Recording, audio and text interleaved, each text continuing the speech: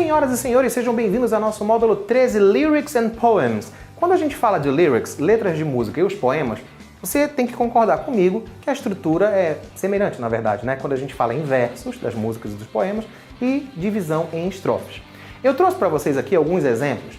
Como o nosso tempo é muito curtinho e o nosso objetivo aqui nas videoaulas do Se Liga Sim é trazer para você o caminho que você deve trilhar, nós vamos falar mais detalhadamente sobre a tradução dessas letras de música e dos poemas na sala de aula.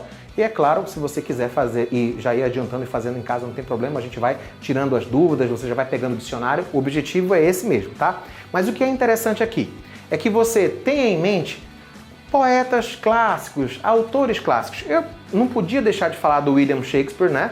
E a gente tem aqui um trecho, uma estrofe bem marcante, que a gente não vai traduzir aqui por conta do tempo que nós não temos o suficiente, mas na sala a gente vai fazer isso. Mas eu quero te destacar algumas coisas para ajudar quando você estiver sozinho em casa fazendo esses exercícios. Vê bem, a gente tem aqui no primeiro verso, Shall I compare thee to a summer's day? Esse thee, nós já falamos em sala de aula, é um pronome do inglês arcaico, moderno arcaico, sim, mas não contemporâneo, né? Então ele seria o referente ao tu, ao ti, ao teu, que a gente tem o thou, thee, thy, que a gente já falou em sala, você deve estar lembrando agora, eu espero. Olha lá, olha a responsa. Muito bem. É interessante porque é uma palavra que não é comum, mas como você está falando do Shakespeare, está falando de uma coisa muito antiga, você vai ter que saber que ele existe, tá? Muito bem. Nós temos algumas formações de verbos muito interessantes, como algumas outras palavras também flexionadas com apóstrofo D. Olha aqui, o the na primeira, bem aqui no finalzinho a gente tem o though, olha lá, tá? Olha, o underst, a terminação ERST, que não é mais comum no inglês moderno, né? Mas ela é referente à segunda pessoa, tá? Tudo isso você tem que ter um pouquinho de cuidado e cautela. E também mudanças na ortografia, um R a mais, um R a menos, uma inversão de um E e de um R. Isso é uma coisa relativamente comum, mas a gente vai precisar praticar para dominar isso daí. A gente tem aqui o Langston Hughes, que é um autor que já foi contemplado com questões no Enem, né?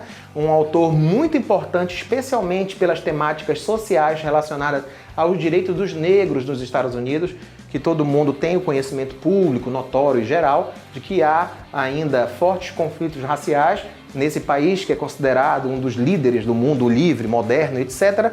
Mas só na década de 60 do século passado, século 20, é que os direitos civis, lá pelo 64, 1964, a gente teve essa promulgação dos direitos civis americanos. Então, nota que é tudo muito recente. E ele é muito anterior a essa época. Então, ele viveu na pele o preconceito de uma maneira mais ostensiva. É legal você pesquisar um pouquinho sobre esses autores, não só britânicos, mas também americanos. Dá uma olhadinha também no hino nacional americano, que nós temos aqui. Vamos ver na sala de aula, vamos detalhar e destrinchar a tradução. Eu vou dar um destaque aqui no quarto verso para essa expressão over, né? Que seria o referente hoje a over, mas a gente vai falar em sala e tal. Há algumas formas contractas que são da época ainda, de quando se pensou no hino. Nós temos o God Save the Queen, o hino da Grã-Bretanha, né? Deus salve a rainha.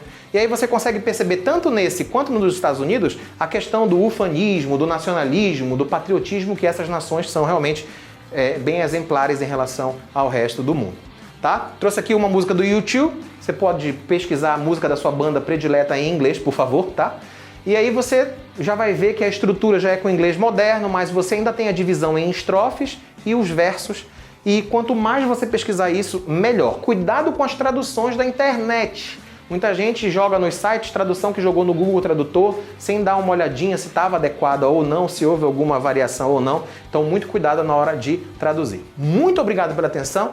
Lembra que a tua mente sã vai te trazer um corpo são. Então, se você estiver saudável, estiver com saúde, com certeza sua mente vai trabalhar melhor e você vai conseguir o seu resultado no vestibular. Obrigado pela atenção e carpe diem!